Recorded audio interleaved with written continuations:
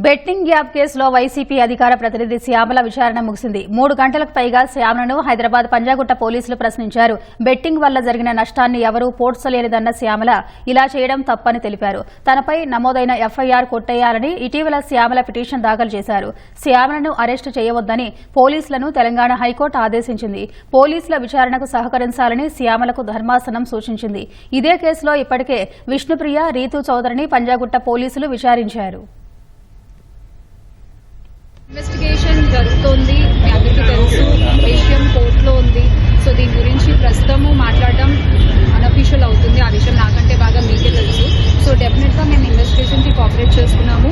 చట్టాల మీద, న్యాయ వ్యవస్థ మీద నమ్మకం ఉంది. ఖచ్చితంగా కల్పిట్స్ని పట్టుకోవడంలో నేను ఎంతవరకు సాయం చేయగలను అంతవరకు డెఫినెట్గా పోలీసులకి నా సపోర్ట్ ఎప్పుడూ ఉంటుంది.